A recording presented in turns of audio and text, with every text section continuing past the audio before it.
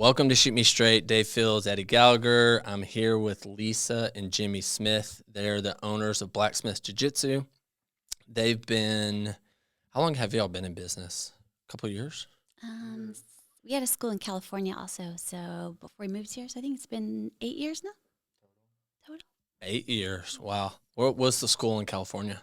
BlackSmith Jiu Jitsu. Okay. Where at in California? We were in the desert. It's a Navy base called China Lake, Ridgecrest. Oh, yeah, I know where that's at. Yeah, out in the middle of nowhere. That's where I was born and raised. Okay. Then what brought y'all to Florida?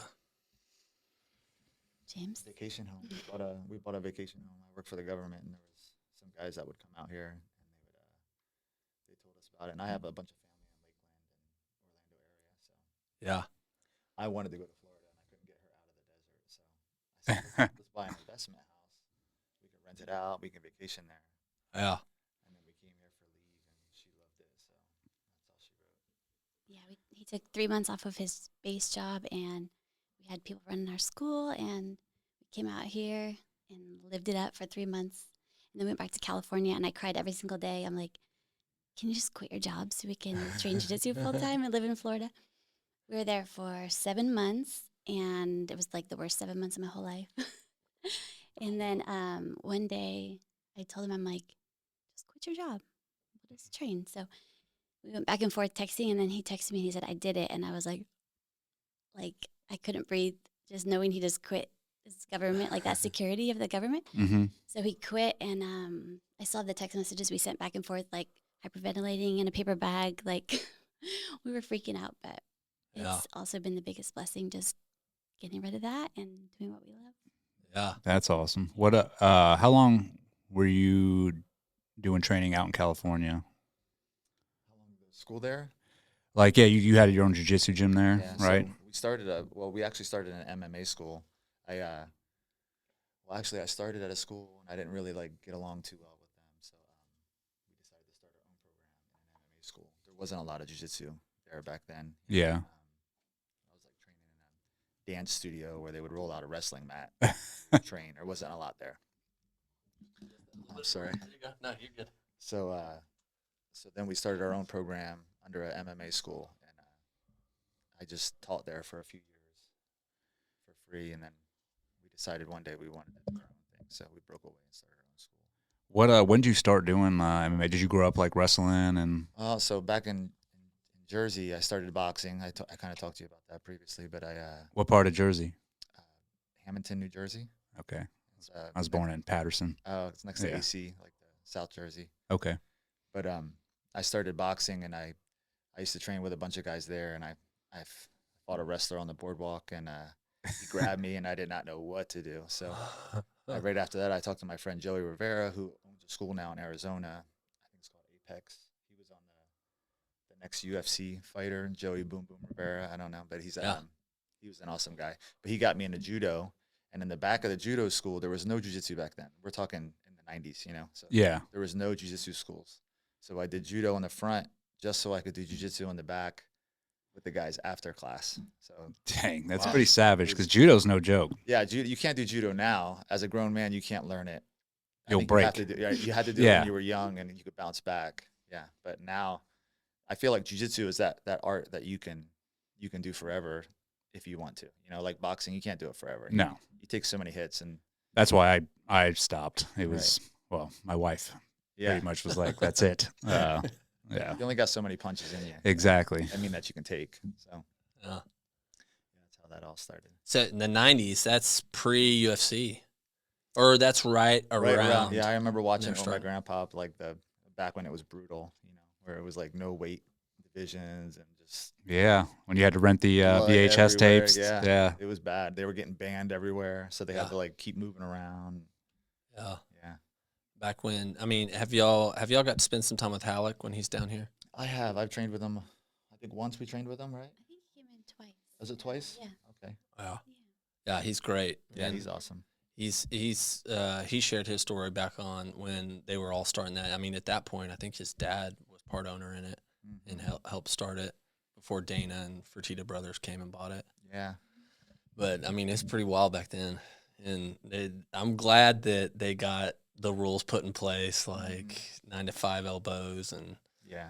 You can't kick them in the teeth while they're Yeah, it's on just the like ground. everything. They just keep trying to make it safer because, I think Americans, we just always want it to be more brutal. It's just Yeah. never enough. So, But if you keep that business model like they did in the beginning, it's like eventually you're going to run out of people. Right. Nobody's gonna be like, dude, I'm not going to go do that and Yeah. get, for sure. permanently damaged. Yeah. And back then they had multiple fights a night, right? So I mean, Right. They had to like ladder their way up. yeah. Remember, I mean, you had who's the first? Halleck's uncle, who won the first like 3. Oh, I can't remember his name. Starts with a R/H. Enzo. Enzo. Yeah. He. I mean, like by the end, like that 3rd or 4th fight for that night. I mean, that's insane. Yeah. He's a different guy though. I mean, when you look at him versus just like a normal jiu-jitsu guy, I mean, he's pretty brutal. So Yeah. I think he was kind of built to kind of go that route, He's Yeah. just That whole family. yeah. It's insane. Yeah. That's why I'm like Halleck. When I've trained with Halleck, when we were out, and he spent the night at my place when he was down here this last time. And we wake up that morning, we put the mats out on one of my porches, and we're like, he goes, "All right, pass my guard." I'm like, "Dude, you gotta be kidding me." I'm like, "Dude, you were learning trap and rolls at 3 years old. Like, there's no, I mean, you guys that if you grow up in that family, I mean, that's insane. Right. Like the level. Well, even just today, like jiu-jitsu, the kids in jiu-jitsu, like my kids, they learn how to walk on the mats. So, I mean, Yeah.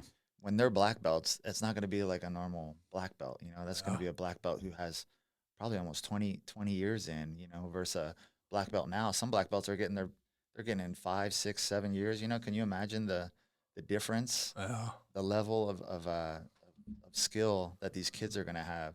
And you see it now on the stage today. These new black belts, they're pulling off stuff that they look like a ninja. Yeah. They're pulling off stuff that I think a normal adult that started jiu-jitsu at a normal time, he's just never going to get to that level. I guess it's same with like UFC, right? Like the UFC fighters today versus back then, just the level. I mean, it just progresses. Right. Like Chuck Right. Liddell, I feel like Chuck was awesome in his time, and with his like fadeaway punches, just like backing up and punching people. But he was like a great bar fighter, Yeah. who turned into who like made money on that, and I think he's awesome. I just think today's fighters they're a little bit different. They're a lot more skilled. Like what was his Butterbean? Yeah. And Tank Abbott, like those guys. Yeah. You saw the difference though with like Frank Mir and those guys when they fought him. It was just the skill sets were just different. Yeah. I think those fighters back in the day, though, had something like they had more grit, I think, because they knew they were like, hey, you're going in and we're throwing. Tougher like, generation. Yeah. Oh. Who's one of your favorite UFC fighters? I don't know. That's a tough one. I'm kind of like biased because I always look for the jiu-jitsu in them, Sure. I like St. Pierre. I really like St. Pierre, even though a lot of people think he's like a boring fighter. I feel like that guy, he very rarely got beat up. Yeah. He had a great wrestling shot, great at jiu-jitsu, Super great striker, dominant. athletic, nice guy, humble, like I think that's the epitome of a martial artist, Yeah. for me personally. Yeah. Yeah, Yes. he's a beast. So you like the respect, like the Yeah, I'm not big into the whole WWE type of. I know I'm thankful for Gordon, what he's done for the sport. yeah. All the money that these new athletes are making, it's really changing how jiu-jitsu is seen, and I'm really appreciative of that. But I'm more of like a Mason type of guy because he's super nice. Yeah. Just a normal dude that's really good at jiu-jitsu. So He's okay. I'll Yeah. just put it. He's all right. Me and Eddie took him on. yeah, Yeah. Attempted. he's a tough guy. Yeah. But he's, like you said, though, he's super nice, Down to very earth. humble, very polite, willing to like teach, and you run into other guys that are, you've seen it. You go to these gyms and you might have some black belts there that it's like they're gatekeepers, and they're like, no, you're not going to like get to where I'm at. And Yeah. we're here to beat your ass. And you're like, okay, Oh, I yeah, get yeah. it. But at the same time, I'm like, dude, everyone's trying to learn, Yeah, that's a big problem in jiu-jitsu is a lot of people don't want their students better than them. And I feel like it should be the opposite. Yeah. My students, you can ask any one of my students or Lisa, anybody, but when a student gets me in the gym, it's a big deal. Like, we make a big deal about it. If it's the first time they've ever tapped me, because I don't give away taps, I'll give away a position, but I'm not going to give away a submission. So if a guy, even if I let him get to the position, I feel like it's my job to get out of that submission, So Yeah. when they go for a submission, I won't give up a submission. But if they do get it, I mean, I beat myself up inside. Yeah, of course. Yeah, That's we're gonna hear natural. about all weekend But long. she'll jump on the microphone and like ring a bell and I tell people, and I used to announce it in our group, like, hey, just so everybody knows, like, so and so got me today. I just want to, the first time, right after the first time, then I don't really care. So it's already Yeah, it's already there. been But the established. first time they get me, I like to like make a big deal about it, 'cause That's cool though. Wow. Because it gives that person, that did it, like, okay, I accomplished something. Yeah. I remember how I felt the first time I tapped a black belt. You just feel like, wow, like I got that. And I mean, everybody knows there's like a luck tap, right? But when you start like Consistently. tapping people over and over again, that's a difference, right? Yeah, we don't know what that's like No, yet. I have not even come close to that point yet. Working at it. Hey, that's really awesome. I've never heard of owner, professor, like, of a gym doing that, making an announcement of it, being like, hey, congrats, It's fun. Everybody goes wild. Everybody's like cheering each other on. Some guys over cheer, that's never fun. You're like, all right. I had one guy jump up, and I mean, he was, That was in California. I was in California. He was doing circles around. We did not ring the bell for him. Woo, like he was just I was like, whoa, don't take it that. I mean, Yeah. He just won the UFC championship. it still cuts me a little bit. But Be yeah, humble. yeah. That's awesome. So one of the reasons we even had you guys on was I have heard over and over and over again about the culture y'all created at BlackSmith, which to me, I mean, if I ever started a gym, if I started a gym, I mean, I would put the right professors and I would just handle the business side, right, and come in as a student. But especially you guys kind of being the professors and the student, and like the culture y'all created, to me, about that culture, creating culture is one of the toughest things in a business, and it's really unique with jiu-jitsu and the jiu-jitsu business because you're creating such an intimate, it's almost like a second family, right? For sure. And so, like, I've heard over and over again about how incredible it is, how much people love to go train there, how they've gotten so much better since they've gone there. I've heard those of like, man, it's tough and like it pushed me, but also how they felt like they belonged and they were a part of you guys's almost like a family. I've heard people describe it that way. That's awesome. It does feel like a big family. That's honestly the biggest thing to us. We just want to give people that safe place where they can come train and feel, because jiu-jitsu's trust falls on steroids. I mean, you're choking people out, you're breaking their arm, you're destroying their legs if it's not done right. So Yeah. We have a really nice group of people that train with us, though. Everybody. yeah, we've been super blessed in nice. this area. Yeah. When I had Mason down the first time and we were filming, I'm still, when we figure it out, I'll probably help bring you guys into it, but like still looking at doing a jiu-jitsu retreat down here of some sort. But when I brought him down, we were filming and doing all that stuff. They said one night he was training, right, because he was supposed to fight Gordon in December 10th. Yeah, I know. I wanted that fight so bad. I think I it'll saw happen. that news this morning too. I was like, wanted that dude. so bad. I just wanted because, and Mason's been down so many times now. I honestly consider him a friend. I don't make a lot of friends, but I consider that guy to be a friend of mine. I mean, maybe he doesn't feel the same way, but I like him. But now when he comes down, it's like, man, how cool would that be? Like, if he, and I think he could. Yeah. Mason has things that like a lot of people. I think he has the best shot with that his EBI rubber rolls. guard is ridiculous, So I feel like I've never even seen Gordon in a rubber guard. I don't know how he would react to that, So I don't know. I was really, and he's just a tough guy. He's a wrestler. He can do it all. Yeah, yeah. So when he came down that first time, he was still trying to train, right? So like buying him like 3 steaks a night. He's like just eating and training. He's like, I need a bunch of black belts. Right? And he's like, where can I find like like some of the best around Oh, here. that's awesome. And they were like, hey, go to BlackSmith. That's awesome. We'll take you up to BlackSmith one night. They all went up to BlackSmith. And since that day, and ever since then, every time he's come down and stayed at my place, he's like, dude, BlackSmith has such an incredible, he's like, you don't have gyms like that. Oh, that's so awesome. That's nice. You know, he's spoken so highly of you guys. That's really awesome. That's That's great. really nice. I think what's tough when you try and create a culture, has it been really tough for you guys? Because to me, that's one of the biggest time consumers.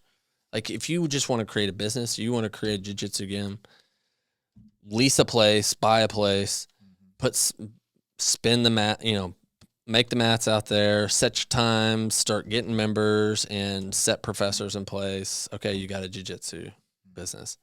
Yeah, But you want to create a culture in there, then it's after class talking with people. I mean, I know you guys probably having people to your house, eating, spending time with them before class, after, during. Like it requires so much energy. And for you guys, I feel like y'all have both just focused entirely on this and not trying to do a bunch of other stuff to create that culture. Would you say that's correct? Yeah, I definitely think there's a big difference between a full-time instructor versus an instructor who has a job, So I feel like when you have someone that this is their focus, at least for me, the difference between when I worked for the government and ran the school in California versus here, I mean, my focus is here. So everything I do is I'm doing research. Me and the boys are like troubleshooting, and we're watching video from competitions, and we're looking at holes in our game. How do we patch those up? So it's I don't compete anymore, but I'm like ridden with injuries, and I don't know if I could. I don't know. Not from jujitsu. No, I honestly think it's the gym. The gym hurts you more than jiu-jitsu. I think if you just did jiu-jitsu, you'd be fine, but I like to work out every day too. Yeah, that's my issue too. Yeah, and I think that the combination is like the perfect storm of just soreness. It's hard to find that balance, right? Because like that's been my, because I'm only started like a year and a half, 2 years ago, and I do like to, like I have to go work out. Like I like jiu-jitsu, but then I do, in my garage gym and do kettlebells and everything else. But I find that it's like I'll be good for a couple weeks, and then all of a sudden it's like, oh shit, like everything's starting to hurt. But it's hard to stop that train and pick which one you're gonna do. Like I think they highlight each other too. So then injuries that you normally wouldn't feel from the gym, you feel in jiu-jitsu. Yeah. Injuries that you normally wouldn't feel in the gym, you feel, and vice versa. So it's like it's weird. It's like you get pain from benching too heavy, and you wouldn't feel it till the next bench day, but you go to class tonight and you feel it. Yeah. And then what do? You start like babying it, and then you're touching it, and then you're like moving it around. You're making it worse. Which makes it worse. Yep. Yeah. Oh, like yes. The perfect storm. You can't. It's hard to do both. But yeah, I don't know if I'll ever do that again. Maybe, I don't know. It's hard though. But I feel like as a coach, it's really hard to focus on your students, and then try to focus on yourself for competition. For me, Yeah. I know some people will go out there and we have people in our affiliation who will just coach all day long, yelling at the student, just they don't have their voice, and then they just go compete. And I feel like, man, that's strong. That's strong. For me, I got a headache. I'm mentally drained, especially if you're watching a student lose. It's like for me, it's like the worst feeling ever. It like eats me up. I feel like I'm losing when they're in there losing, So I don't think I could do that. I would have to travel, go compete at a separate time, Yeah. Y'all have had a lot of people that have competed. Yeah, we have and it's funny because we don't push competition. We tell people there's no pressure to compete. We didn't want to run our school around that like 3% of people. They say 3%, but I think it's really like 1% of people that actually compete. And if you run your school around them, it's like, what about we have over 300 students, and maybe 1 or 2% compete, so Not for everybody. it's not for everybody. Yeah. So you can't run your school around it. I use them like the tip of the sword. So when they go in, I find holes in the game. Because I'm teaching them our game, right? Our cheat codes, we call them, So when they go in and then we find a hole in that game, then we patch it up, and we just use those guys for that type of thing, for a real life situation, So there's a place for them. I appreciate them. It's just we don't run our school around them. Yeah. Well, you can't, like you said, Yeah. because that's 1% or Right. 3. But yeah, what about the rest of the Right. It's all 97%? They Yeah. don't want to feel them left out. So And we have a lot of families that will come in and they start with us. They'll bring their kid in, or the husband will train. And what I really like is that moms will step in off the bench and they're just like, hey, I think I can do this. You know, they feel so comfortable, like you said, with our environment. And that's something that we really wanted to ingrain was the family environment. So that way a mom can just step in off the mat and feel comfortable and come out there and train, you know, and I think it's more important for the moms. I think so too. You know? So yeah. Do you think Lisa's played a big part in that? huge. I mean, she's everything. She's the face of the, I mean, if you had me out front, there'd be no way these people would be signing up like they do, right? They'd be intimidated. Yeah, they sign up for Lisa. I'm not as friendly as Lisa, you know? So when she comes, even when people come in and it's just me there, I'll tell them like, I'm so sorry. Like my wife runs all this. Like I'll send you the waiver, but I'd rather you talk to her than talk to me. Cause I just, it's her business. Yeah, it's her thing. I just teach there. That's what everybody in the school knows it. We all talk about it. It's like, I'm just a teacher. They don't even come to me. If there's like questions about the school, they just go to Lisa. That's good. That's a cool dynamic though. I mean, Yeah. you're pretty much the instructor and then she runs the show. And she helps run the Lioness. Her and another black belt runs the Lioness, the female program. So Okay. our female program is really big. Lisa used to run it back in California. You've had pregnant ladies that roll. Yeah. We have 4 pregnant ladies right now that train with us. Wow. I trained my whole entire last pregnancy, all the way up until like Jimmy had me teaching knee slices to brand new students at like 9 months pregnant. Dang. Wow. Put her to work, you know. That's gangster. Have that baby. How far's the hospital from BlackSmith? That was far there. She's like, we actually gave birth in the jiu-jitsu That'd be something. on the mats. Yeah. Dude, so Cleanup. if you have everywhere from some lady who's far along, like 3rd trimester in pregnancy, to some spastic white belt, you know, like ready to compete today, like you have this span, has that been difficult? Like I can't even imagine trying to run a jiu-jitsu like program like that. It does get tricky sometimes. It's we tell our upper belts like, hey, you know, if a big guy comes in off the street and, you know, we get a lot of special forces guys, and the special forces guys, you know, those guys are units, you know, they come in, they're not like a normal. They're usually, even if a special forces guy doesn't know how to fight, he's usually a unit, right? He's got the strength and tenacity to like, maybe hey, he's an I can. athlete, he's a football player, he's a wrestler. Usually they're highly competitive, you know? So we want our upper belts to kind of roll with them, give them the feel, so that they understand that, hey, just because you're strong, you know, just because you're fast, just because you're an athlete, there's still stuff to be learned here. And they do. The good thing about special forces guys is they've usually been through a lot. Sometimes they're brand new, so they haven't, but they usually have been through a lot. And usually when people have been through a lot, it kind of calms them down, you know, so it gives them that more humble. I love the special forces guys. I feel like they're a huge asset to the team. Yeah. Yeah. They get it out. Like, Otherwise, I mean, it's therapy. You've said it so many times. It's been therapy for you. Yeah, that's what it's been for me since I got out.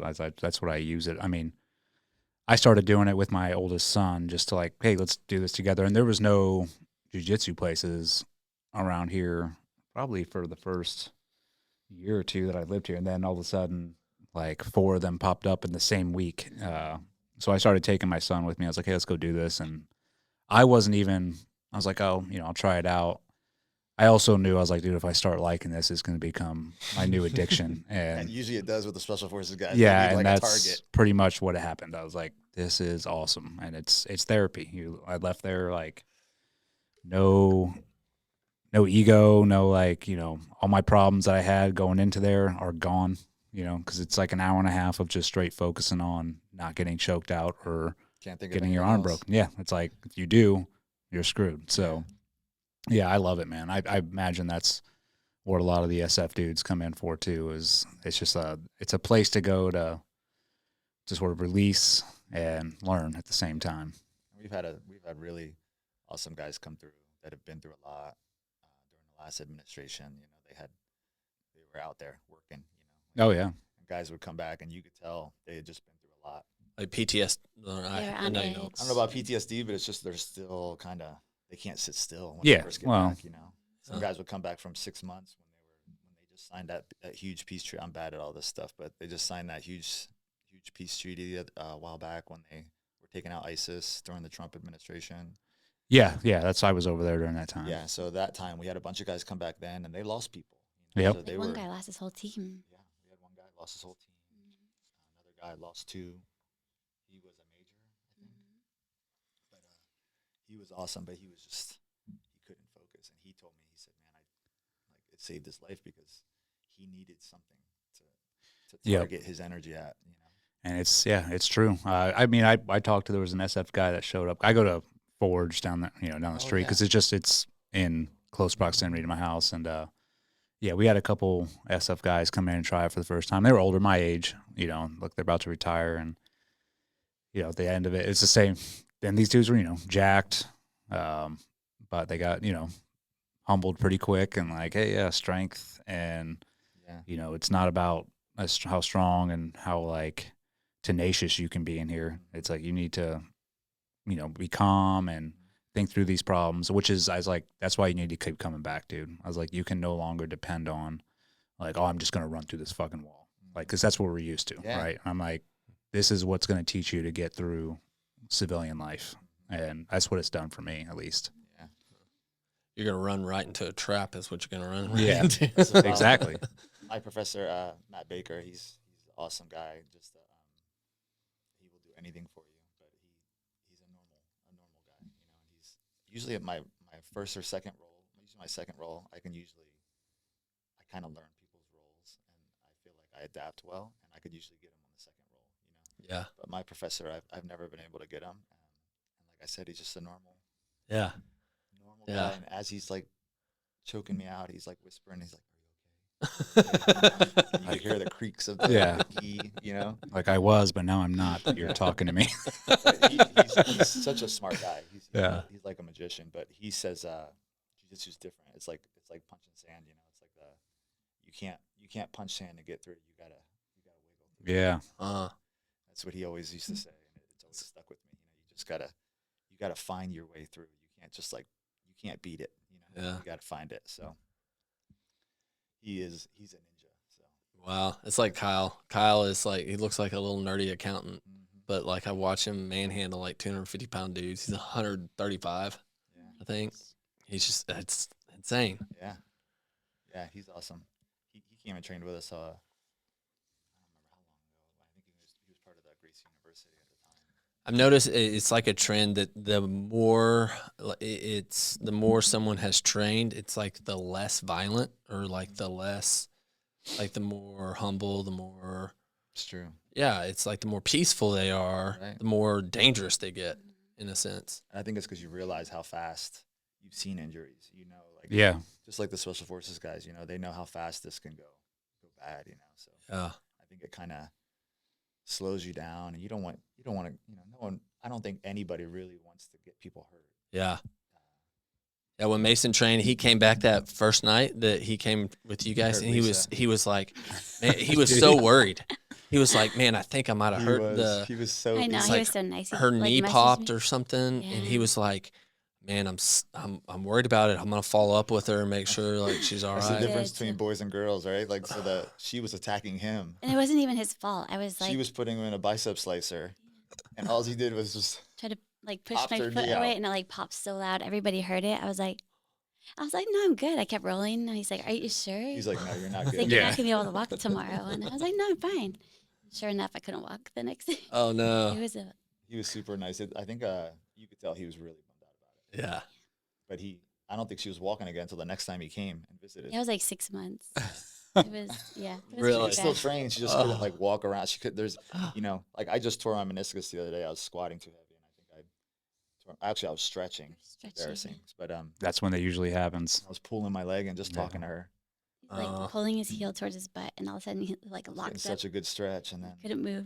I turned into a sissy, just rolling on the floor. But yeah, I think it's you can still train. That's kind of the cool thing about jiu-jitsu too, is that when you get hurt, you can still train. You're gonna have to change your game. Yeah. I've trained with a blown bicep, a popped rib, now this meniscus. I can't play butter half. I can't play butterfly anymore. But now I'm playing a lot more deep half and a lot more body locking because I can't because of the knee. So I feel like it just switches your game up a little bit. Yeah. So, Yeah. I mean, I've taken a month off now because I tore my rotator cuff that's a hard one. working out. Yeah, exactly. And they were like, hey, man, just come in and train anyways. Like, and so I showed up one day, and I mean, I don't know. For me, it was like more depressing. I was like watching everybody, roll up. Like, It's hard dude, to not roll. this is not bad. This is bad for my mental state right now. So I told him, I was like, bro, I'm literally, I'll be back as soon as it heals up. I was like, I can't. I was like, I'm not mature enough either. Like, if you put me on the mat, I'm gonna go do like, I'm gonna injure it even more. And so I was like, I'll take a couple weeks. Plus, I had that big event I was training for. So then I'm looking forward to this week. I've been waiting. I'm like, dude, I'm going to get back into it. That's awesome. Yeah. Some people would tuck their arm like all the way in their belt and just not use You'll it. still use it though. Yeah, that's the thing. Is You're like, Push against the Yeah, belt. You'll like, push against the belt and it'll hurt it. yeah. How do y'all handle like a guy coming in or girl coming in first time? They haven't done jiu-jitsu. They're just testing it out. Like, how do y'all help them get into it? Like, I mean, you put them with a bunch of high-level guys. Like, it probably would destroy. You put them with someone you trust right off the bat. Yeah, And it depends keep him away from the who white they are. belts. If it's a special forces guy and he comes in, you're like, whatever. Like, he could probably handle anybody in here he's going to be able to, like, roll with and feel okay with. But, yeah, if you get someone you can see right off the bat if they're timid. Yeah. Right? If they're like, Does it take some emotional intelligence, some like context to go, okay, this person is more timid, or no, we just put them with someone we trust, an upper belt, usually like a brown belt or one of my kids, or me or Lisa. okay, We'll roll with them first and we drill a lot, so we do it.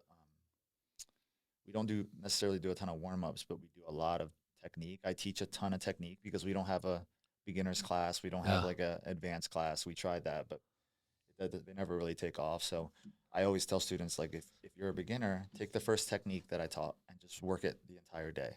yeah, If you're intermediate, take the second, take the third technique, and then if you're advanced and you know all these, then work them all, right? Yeah. Like, whatever technique I'm showing today, work them all. But I gear my class for beginners, advanced, anybody, Okay. So if a new person comes in, they can run that. Like, say we're doing a hip bump, a hip bump sweep to a Kimura. So they'll teach, maybe they're just learning the hip bump the whole time. And once they get the hip bump, maybe they'll go to the Kimura. yeah, And maybe they'll go to the triangle. And then maybe they'll go to an omoplata. Or then maybe they'll use the omoplata to go to the leg. So it's like you can chain them together, okay, for the more advanced guys. But then for the beginner people, they can still learn those fundamental movements that they're going to have to learn. That's interesting. I've had that when I was looking at doing I'm still am once I find the right property, but doing the retreat stuff, of figuring out how you can set something that's for someone that's brand new, and then someone that's purple, brown, black. I mean, I know even the grading system, it's not levels to all those too. yeah. So, but like competitive blue belt, and then like a hobbyist blue belt. So there's just differences. Yeah. And so like that's interesting. You'll chain together techniques where like the second, the third's more advanced, where if it's someone that's newer, they just work that first one. Right. We also we also start I have new people call me like every single day, all day. And I always tell them we start at the beginning of the week with more of the basics of a certain position and then advance from that position as the week goes on. So by Friday, like, it's the most advanced part of that position, and then we chain it all together through the week. So the beginning of the week is more of the basics, and then we advance. So I always tell them, like, show up in the beginning of the week, and then it's easier for them to follow along through the rest of the week too, like starting the beginning of the week. Wow. And Mondays are our busiest. Yeah. We usually have like 60 like people. one of our busiest days. Have y'all like outgrown your space yet? Is it getting close? I think we have, but commercial rent is just It's tough. ridiculous right now. And I'd like to buy a building one day, but it's just, that's even tougher. And Yeah. So I think it's an okay problem to have as long as there's enough space for people to drill, or sometimes we'll group up people in threes and then they can take turns drilling, and then one person's like watching to make sure no one gets hit. And usually we open up for open mat, because we do open mat every night. So once we open up for open mat, some people will leave after that. They just came for technique. Some people will come in right when we're about to get ready for open mat. They just want to roll tonight. So, Yeah. we run a really laid back. We're not super traditional. So Yeah. We stay and roll and roll and roll till we everybody's don't done. leave Like we till don't 10. ever kick anybody out. We just stay and keep rolling and rolling. I love to roll, so I'll stay and roll forever. For hours. Yeah. Wow. So we start class at 6, right? But sometimes we don't get out till 10. Wow. Yeah. The So you have class is about like from 4 6 to hours of 7, jiu-jitsu then a we keep- day. That's on. That's well. That's a. I also run the kids program, so those are like a few hours in. Are you just constantly like washing gis at Well, I home? used to do loaner gis also, so I would let people borrow loaner gis, and sometimes I was washing like 10 gis a night. So I'm like, I gotta quit doing this. So I don't even care about loaner gis. I'm like, take it, wash it, keep it. I don't even care. But The next thing you need to buy is a washateria. yeah, we still wash 5 gis a night for our family. So Wow. That's so cool. I mean, it's rare that you see. Usually, you'll see like a husband that's super into jiu-jitsu, starts a jiu-jitsu gym, and wife is just kind of like, well, we resentful at started it. that way for many years because we've been married almost 20 years now, and like the first 10 years of our marriage, he was always trying to get me into it, and I'm like, I don't want to touch people or sweat on people. I don't want anything to do with that.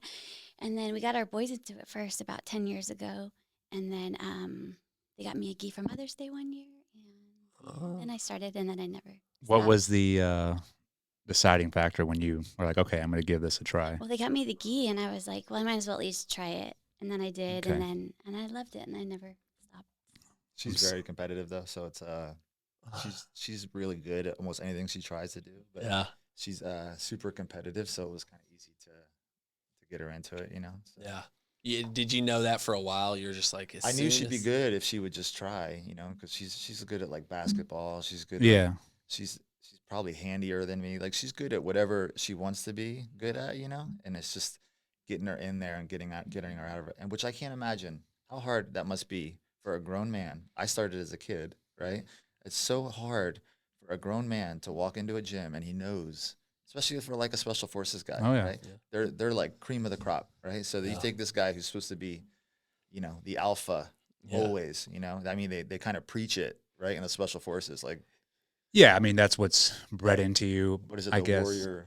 the warrior. But that's the thing. It also like you have to be mature enough to know. Like I stepped in 2 years ago, and you know I have 20 years retired SEAL, and I'm like I knew right away. I was like, dude, I haven't done this, so I'm expecting to get my ass whooped in here. You know, I don't care what age or whatever, but that requires some. I think you have to be a little bit long in the tooth and be like, okay, I know like what my strengths are, and that's what I was like. Well, we can go. You know, I joke around with the black belts all the time there, and they're awesome. They're from Capital. They come down, and I was like, you know, they'll be tapping me out every 5 times in a minute, and you know, I'm like, yeah. I was like, I'm fine. I was like, come to the range, and then it'll be a different dynamic. You know what I mean? I'm like, there's strengths and weaknesses everywhere. Oh but gosh, yeah. It's. I always tell that we have a lot of Green Berets that train with us. We only have one that he's a Navy SEAL, and I guess once if they don't make it through Navy SEAL for whatever reason, then they try to be at EOD. You know. Yeah. So we have an EOD guy who didn't make it in Navy SEALs, but now he's doing EOD. But most of our special forces are Green Berets. But I always tell them, like, they always say if something hits the fan, you know, like we rendezvous here at the school, and I'm like, you better be telling me the truth because I'm gonna be here if something bad happens, waiting for you. But I always tell them, like, you guys handle them. Yeah. From far distance, if they make it past you, I'll handle them. Yeah, you run out of all the bullets and grenades. Then you guys do all the real stuff, and if they get back here, I'll wrestle them. Yeah, but one thing though, you from the get-go had such good like center gravity and the mindset and stuff like that. I mean, I think if they train for a little bit, if they can get past it, they're going to be really good, right? Yeah, it's just having the technique. Well, that and then the maturity. He's already been through it. He's already, like you said, he's already been through a lot, so he's already kind of humbled. He already has that mature. Nothing to prove. Right? Yeah, and he already knows, right? But if you take like I was saying, if you take that brand new, the brand new guy, brand new Navy SEAL or Green Beret, he's supposed to be. I had one guy come up to me. I won't say his name, but he was a unit. I mean, this guy was flexible, strong. He could do a backflip. I mean, at least 200 pounds. But he was a brand new Green Beret, and he told me, he said, Jimmy, I'm supposed to be like that. I'm supposed to be the guy, right? Like no one's supposed to be. And he said, man, I feel like if someone gets a hold of me, I don't know what I'm gonna do, you know. And I can't imagine what that must feel like for a grown man to walk into a gym with but like we have over 300 students and 70% of our students are adults. So it's like a, you know, and we have all guys that are in really good shape. I could see it being intimidating, you know. So for him to walk in and just know he's about to get beat up for a few hours, that's got to be tough on, Yeah. you know, at least like a normal man, you know. Yeah. You have a Yeah, guy like I Cash. think it's It's like super cool, Cash nice is a guy, and then killer. he's a Yeah. friggin' Cash beast. is a killer. he's awesome. He is awesome. Well, Cash is he's a thinker, right? He is. So like everything he's doing, I've seen that guy grow I know. exponentially since I've met The last couple of years. him. Yeah. Yeah. Cash is awesome. Yeah.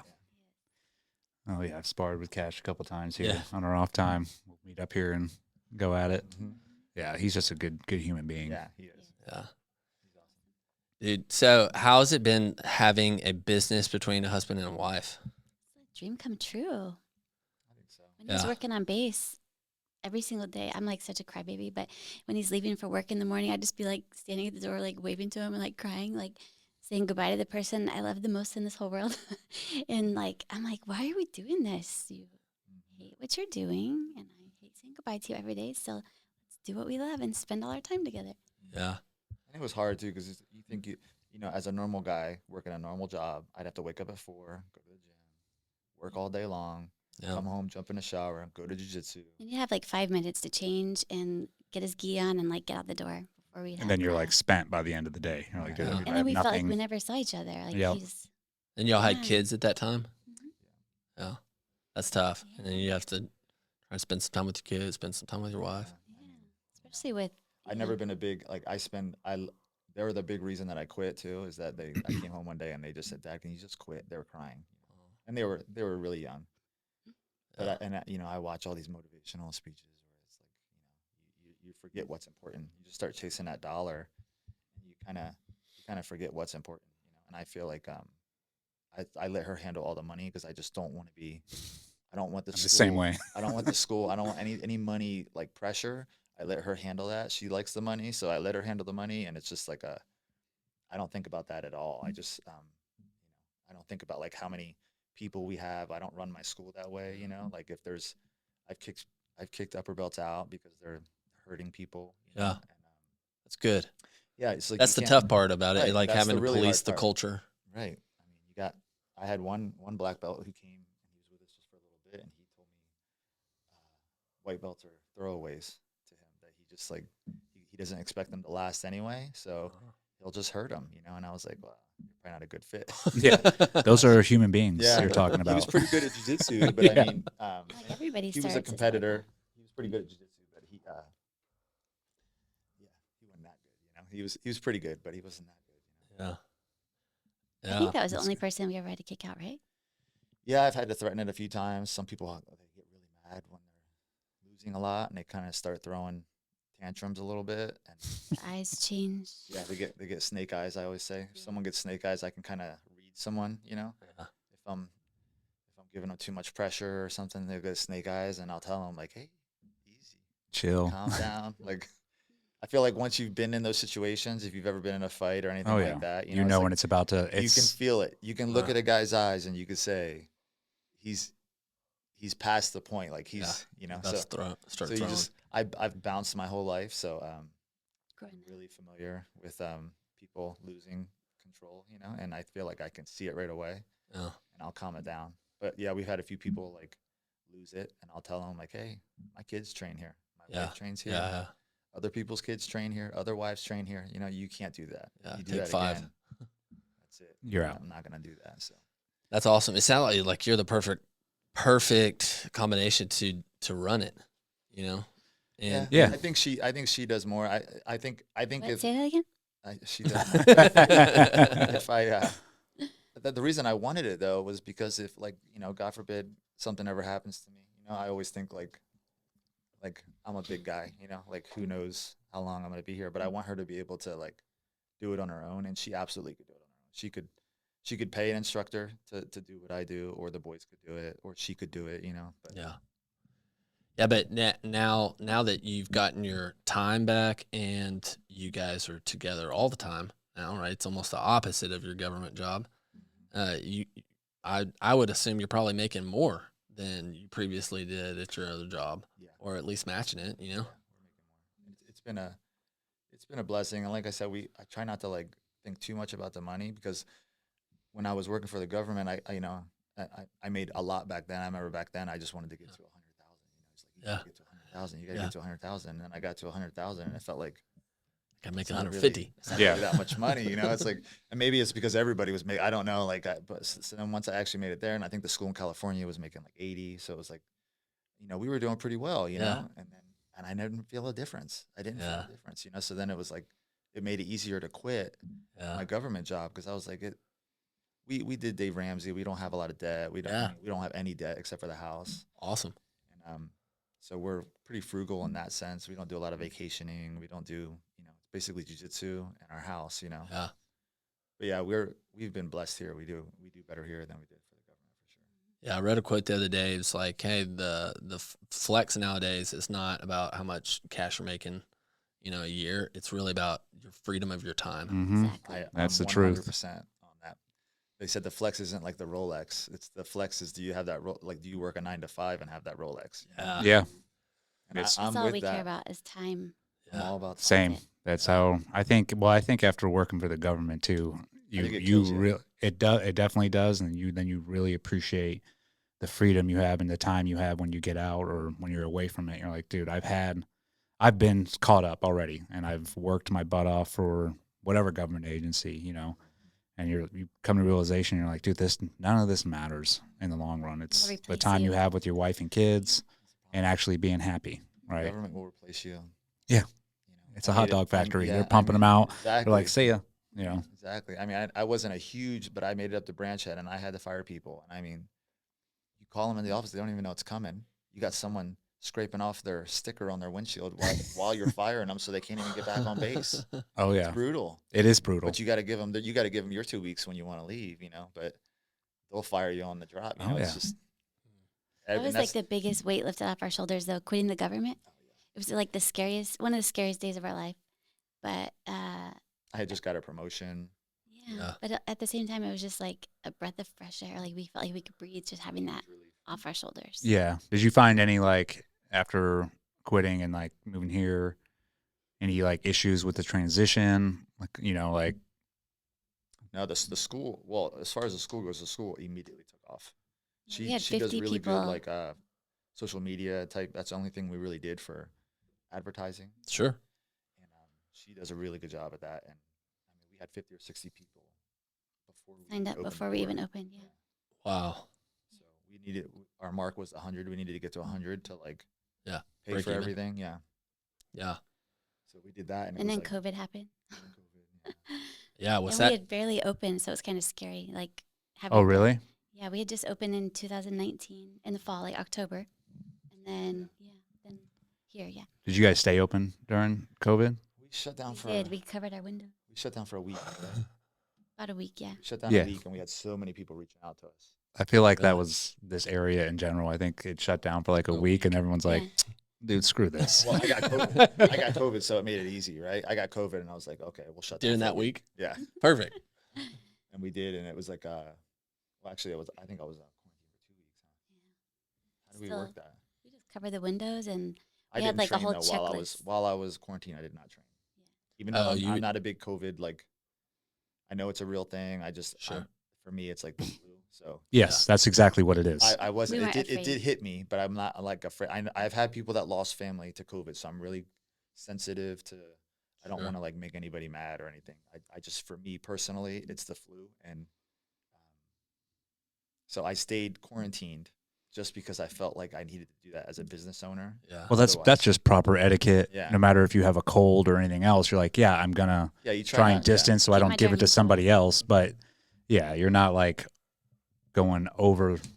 Right. I feel like some people did, and you're Well, like, I feel all like right. a lot of the military people, they had to get tested so much that they didn't even know they were sick. They'd get COVID. Yeah. Yeah, I'm pretty sure Andrea just had it coming back from California last week. Yeah. But it was we're not, it's the flu. because I was like, it's definitely probably COVID because me and her had it a couple years ago at the same time, and it was like the same symptoms. But I'm like, it's the flu. It's just wait a week. Well, I think we're about to start ramping up. They're going to start trying to. I mean, luckily we're in Florida, but I think they're going to start pushing. Oh it. well, I you don't got know election how well it's season gonna coming. work. It all. That's what I mean. Yeah, it's A lot going on this year, so We'll see how well Oh, it works yes. this time. I don't think a lot of people are going to I have would like it. to think people were. You would stronger. think that, dude, but I don't think know. you'll be very surprising to see the people that'll bend the knee again and be like, well, I'm also whatever. really, really bad about that because I feel like I'm always like, why aren't people standing up? Why aren't people doing anything? But at the same time, I won't. You know, I have kids, I have a family. Like, I don't want to Yeah. like. that's the reason nobody does is And because everyone's in fear for their either career, their family. Like, You don't want to if like I risk. if I speak up and say what I really feel or speak what I think is the truth, then I'm gonna get hammered for it. Yeah, like what happened to you? Like, Yeah, I'm afraid of that. Like, I don't want that to happen to me. Yeah, So, and that's why I don't No. like. I think what happened to us, and we did stand up and speak out, and we won. But that takes a lot of effort, and it's a lot of pain and frustration and everything else. But once you get through that, then you're like for me, I'm like, dude, I don't give a shit anymore. Like, I'll say what I want because we've already been through that gauntlet. But I do understand why other people are like, dude, I can't, and you're like, yep, I get it, because I've never been away. I've never been away from it. So it's like if I can't even imagine. Like, if I had to go, like, how long were you away? I was 9.5 months locked Yeah. up. Yeah. Gosh. Yeah. But I just looked at it as, even though it was different, but You've done just tours another, and things, so you were yeah, I was like 9 deployments deep that time. And I was like, well, this is sort of like, another deployment. except just a lot worse. Yeah. Just another experience. Yeah. But Yeah. yeah, this next year is definitely going to be So I think a lot interesting. of people. I think a lot of people are going to be like me, and they just like. I think normal people are afraid of what of the power that they have. They know? do. It doesn't They matter have if a you're lot. right or wrong anymore. It doesn't matter. Yeah. It's scary. It's scary times that we're heading into, but I think people know what's right and they know like the right thing to do, and I think eventually, more and more people are starting to speak out and stand up. I think if more people stood up, more people like me would stand up. Yeah, Like, it just if there was more it people- creates that flow, right? It's like, Right. okay, now we're going. Like, Right. let's do this. Let's We do got this. some Like, momentum. We gotta go together. Yeah. They're getting sick and tired of it, though. So Yeah. Yeah, but we also live in a bubble here in Florida, right? It's like Dude. everybody's very like-minded, but if you go to travel, like go back to California or to some of the more liberal states, I guess, it's like being on a different planet, and you're like, oh, now I see how the rest of the country's living, and we live in a very special place down here. Yeah. So I'm just grateful that we're here. yeah, me too. That's why we haven't Bummed when left. DeSantis like said he was Same. I'm like, oh my dude, gosh, don't wait leave. your turn, bro. Like, stay for another 4 years. Yeah. Yeah, we'll see though. He might end up staying here. I What heard. happens if he loses? Does he just stay? I don't Yeah, think he I can, heard can he? That's what I thought. I thought Matt he could. Gaetz is maybe running for governor, Oh, okay. which he won't be bad. He's Yeah. of the same Be great. mindset. So hopefully, we just need. That's what's so important, and I think that's what COVID, that whole pandemic, really shined a light on, is the importance of your state governance, right? Like, and all those other crazy stuff can be happening all over the country. The administration can be putting out absurd rules, but if you have a strong governor that's like, nope, we're not doing that. It's awesome. You really see, like, I think we saw it during the pandemic. You're like, oh, thank God we have this guy, and he won by like a fraction. So if the other person that was running against him had won, we would be no different than New York. So it plays a huge part. Gates is possibly coming on, right, at some point. I've been trying. Yeah, Yeah. he's all over the place. I mean, Yeah. which I get. eventually we'll get him we've on. seen him. He loves Niceville. I think isn't he from here? Yeah. Yeah. So he comes here. We see him we saw him right by the school one day. He was like, Yeah. Chamber of Commerce right yeah, next he's door. outside. Yeah. We'll get him on and ask him those questions. Yeah. Yeah, be hopefully great. once he's he's running and gunning all the time. Yeah. Oh. Yeah, full You of got to be careful because everybody's after him. yeah. Which actually, I had somebody reach out. I guess I'll say it. I won't get any details, but Oh. somebody from DC reached out and asked me to run for Congress, Oh. and they were like, "We're willing to put, I forget, like $3 million behind you, Wow. but you need to. We want you to run against Matt Gaetz." And I was like, first off, why are you calling me and asking me? I'm like, you guys must be hurting. And then 'Cause you're a second, hero. So they're like, hey, let's get a hero in here. yeah, and that's what bothers me too. Is like you don't even know what I'm about or my character. Like you just know what you've seen or. And then I told him, I was like, why Matt Gaetz? And they gave their reasons, and it was all due to the The con- drama. yeah, it's all drama. It's like high school, and I just told him, I was like, no. I was like, I agree with everything he's doing, and I wouldn't take your money anyways because then you own me, and I don't want to be owned by anybody. Yeah. Government. Yeah. Yeah, That's not I worth like my 300 freedom. million. Yeah. Awesome. Well, guy, what's y'all's plans for the future? Are we getting y'all won number 1 in Florida, correct? Yeah. We got best in Best in Florida. Nice. Florida. Which kind of blows my mind because there's like some big schools, down south, and I don't know how does that work? Like, The culture. yeah, I just mean like we had more people vote for us, I guess, than We the have- other places, We but have some nice people that train with us, so we do they're have probably really all- awesome people. Yeah. Yeah. And we do have so we have the EOD school, which is we have a constant churn of young athletic EOD students. men and women coming through the EOD program, which brings in a lot of students, and they're always so nice. And they sometimes it's their first gym, so it kind of spoils them because we are so laid back, and we don't do a lot of the like I don't make people wait at the corner if they're late. I always tell people if you're late, come in late. Yeah. I want you to be here, and I feel like they pay us, so they should be able to come in whenever they want to come in. Yeah. If you want Some to people come in don't just get for off open work. mat, yeah, come in for open mat. I don't care. Yeah. They don't have to bow in. I don't make them do push-ups. I don't like, we very rarely do warm-ups. I just do warm-ups sometimes so that when people leave me, they at least know the warm-ups so they're not walking into like a weird situation when they walk into the next gym. Yeah. I don't care like what they call me. I call other black belts professor, and it usually bleeds down to other students, but Yeah. we're just very, very laid back, and I think it spoils people.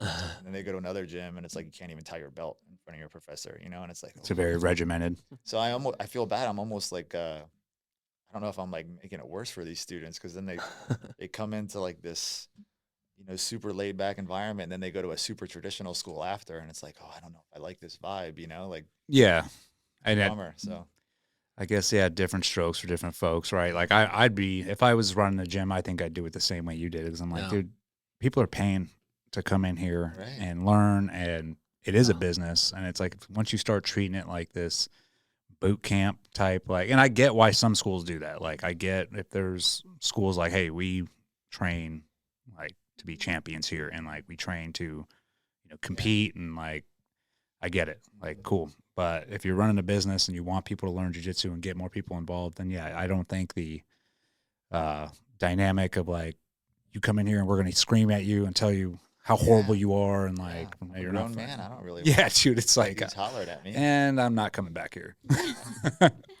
We had someone the other day, they were visiting, because we get a lot of visitors here with this area. Yeah. And they already did their waiver. They were about to, start training, but they were just waiting off the mats for the longest time. And I was like, oh, I think they're waiting for us to like let them on. And they were like, can I come out? I'm like, oh my gosh, yeah, get out there. Yeah, some schools they won't even let you roll with the black belts. It's like It's like I can't. That gets me. I mean, it'd be different if you go to a big school and there's a guy who, say you're going to Gordon School. I'm sure everybody wants to roll with Gordon or Mason. I'm sure everybody that walks in Coyoterra wants to roll with Mason. Yeah. Maybe Mason has a fight coming up and he doesn't want to risk Yeah. going crazy with some, brand new student. Yeah. So I could see that. But if it's just a normal black belt like me, who's just running a school, like you got to be able to roll with people. You know? I try to roll with people first so I can kind of get a feel for them. So I know like a lot of times I can calm people down, if it's a big guy and he's rolling really hard, I'll just like control him. So that he knows like, hey, relax, bro.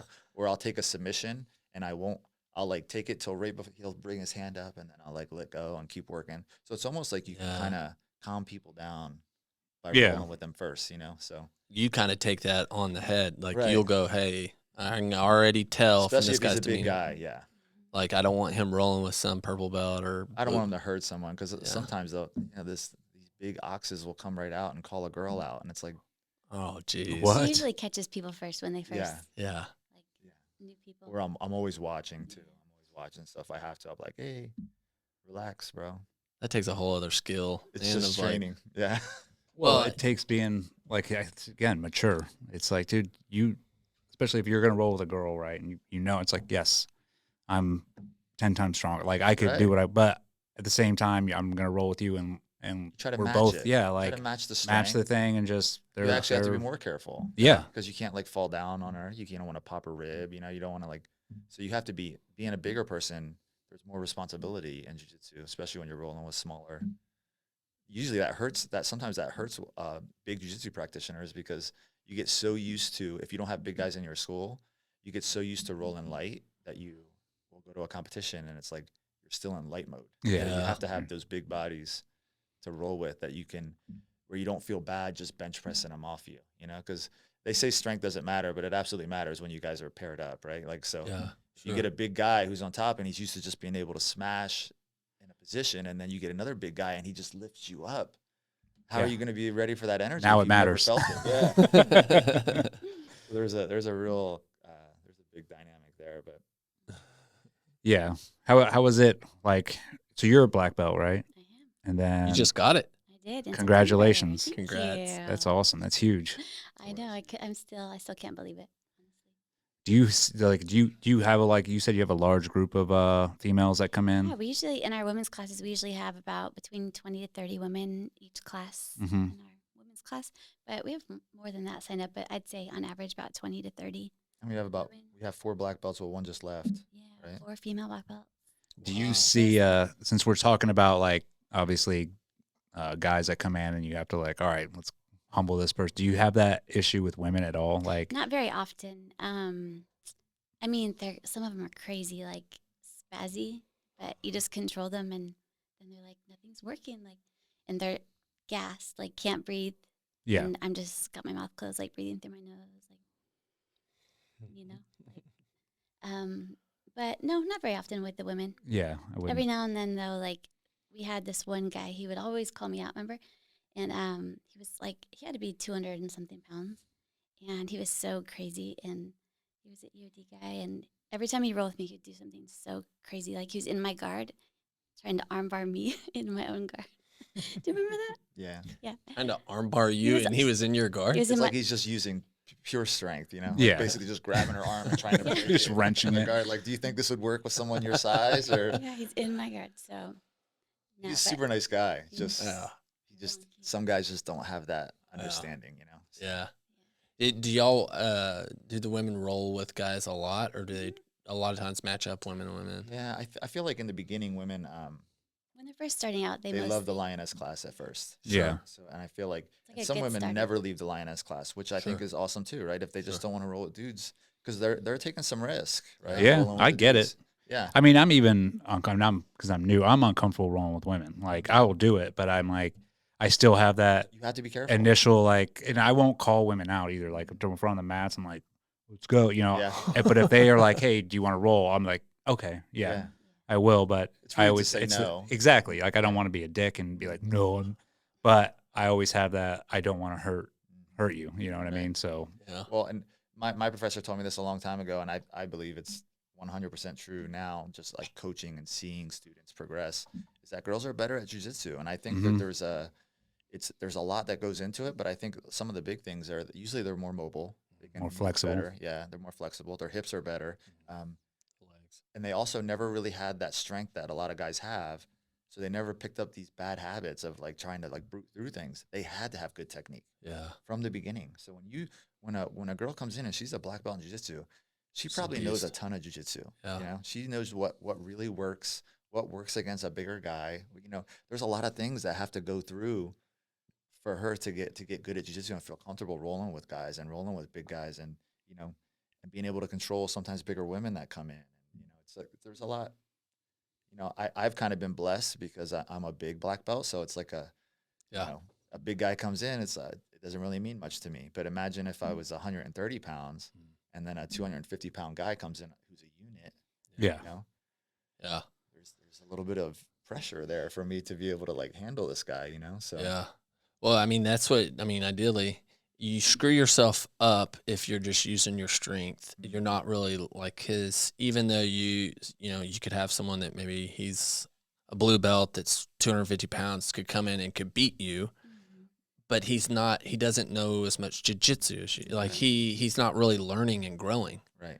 Right. So if he's using his strength, he's not learning technique and He's learning. not progressing. Yeah. Right. Yeah. It's like I mean, rolling with women is not like rolling with children, but say you rolled with a 14-year-old, Yeah. If you roll with a 14-year-old boy, Yeah. and you just I did the other morning. and you just brute through them. I mean, Yeah. there's some 14, 15-year-old kids that are beating grown men. Sure. Like Yeah. my kids beat grown men all the time, but like I said, they've been training since they learned how to walk.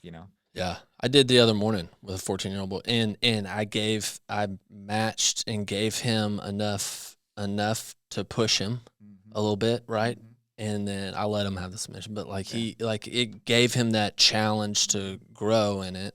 Yeah. But I could have just pushed, in that I wouldn't have learned a lot. I put myself in some bad Wouldn't have learned positions, anything, try and right? learn. Like you want to do that. Well, yeah, because you want someone to do that with you as well. Like you.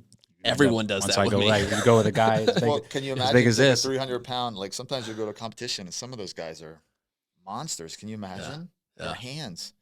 Maybe they like did judo before and they're just like they have gorilla hands, and you see them come in like Capital's guy, Tom. Tom. I was just like, Tom's I mean, a killer. Like Yeah. I don't want to know what Yeah. Tom feels like at 100%. I love Tom.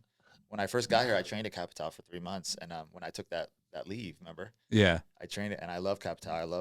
I really hit it off with Danny because he's that's from New York. he's so it's awesome. Yeah, he felt like home to me. I still talk to him every time I see him, and sometimes on Facebook because he kind of is on the same page as me. But yeah, I really hit it off with him. Well, as soon as I walked in, they had Odie Delaney or something. I think he fights MMA now. He's a big name. Mhm. Okay. But he was there. Tom was there. Big Tim from Navarre, right? Navarre. Big Tim. He's got his gym, Valor gym up there.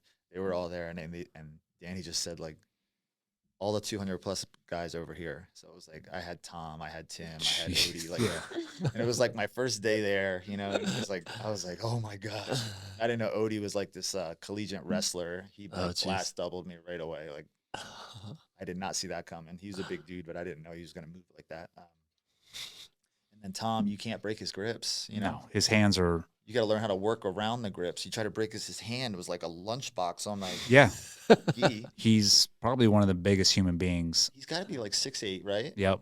He used to play for the NBA. I think they said he was like 350 pounds, and his gi came open, and I saw a six-pack through there. Yeah, 350 pounds. he Said was. he has posters dunking on Michael Jordan or something like that. Yeah, the guy's a beast, and I roll with him. Right when the first month I had started jiu-jitsu, he came down, and I wouldn't even say I rolled with him. I got paired up with him and was like, okay, like sweet. And he just held me down. And at the end of the 5 minutes, I'm like, you're the reason I carry a gun, dude. Yeah. I'm like, I would not even attempt. Yeah. People tell him that all the time too. Yeah, I can't. But him, it's like super scary. There's so many stories that go around about that guy. But someone told me once that he snapped someone at competition, snapped them down. It was like at Worlds or something, and they said they snapped him flat, and the guy just quit. He was like, I don't Yeah. I think he's won Worlds and Pans at every belt or something. I mean, Yeah. the guy's. It's like going against Andre the But when Giant. you meet him, Great dude, right? nicest Oh, dude, yeah, nicest dude you'll ever sweetheart. meet. I think he has to be. Can you imagine? No one would like that guy if he was. Yeah. He's too scary. He's too scary. I was there when he got his black belt though, and I remember telling him like, man, you want to talk about success? Like that guy has reached some serious success in his life. Oh yeah, And he's just an awesome guy. he'd be a cool guest to have on, just because He I would be. mean He's, NBA, black belt, and I think he ran, does. like he bought like some NASCAR. Yes, I was just stuff. about to say. I think he has a car dealership. I mean, the guy's. I mean, I guess when you play for the Clippers for like 13 years or something, they said like, I'm sure he's got a little bit of money to play around with, so you kind of get your hands in anything you want to. Yeah, Good for him. but he's a stud. He's making it work for him. Yeah, super nice guy too. Yeah. That's awesome. Well, thank you guys so much for coming on. This has been awesome. I hope for y'all's success as y'all continue to grow. Y'all are probably, I think, possibly going in kind of the next stages, and but you've built such a base around here and such a culture, like, of what jiu-jitsu I feel like really should be. And anyone coming to this area, Northwest Florida, needs to check you guys out and come see y'all and meet y'all. We'll put a link down in the bio for it.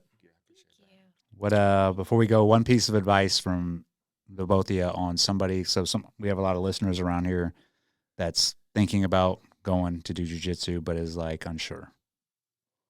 Well, For both of you, for females. yeah. So I always tell everybody, I always tell men and boyfriends and husbands, like, buy your wife or buy your girlfriend a gi, because I think, and I've told multiple people that, and they've all bought them a gi and they all started jiu-jitsu. So I think if there's like a female in your life interested in or thinking about it or scared to death of it, just buy them a gi and we'll do the rest. And I think a big part of it is just finding the right place to train. Yeah. Especially if you're brand new to jiu-jitsu or any combative sport, like, you need to find a gym that's a good fit, or otherwise, I mean, you'll fail before you even start. And I always tell people, train, I think it's like some quote I read a long time ago, but train where you're celebrated, not where you're tolerated. So I feel like when you walk in, it should feel like Cheers. The old show. When you walk in, it should be like, hey, Jimmy's here. Yeah. Everybody should be happy to see you. And if you walk into a gym and people give you the side eye and they're like, oh, look who's here now, like, find a different gym. Yep. Right? That's a huge flag. Get out of there. Love that. Awesome. Well, yeah, I appreciate you both. Appreciate you guys coming on here, and just hopefully 2024 you guys keep crushing it, and hopefully that people listen to this, you'll have some more people showing up trying to test some jiu-jitsu out. So Thank you. Yeah. Thank you guys. Thank you. Out. Out.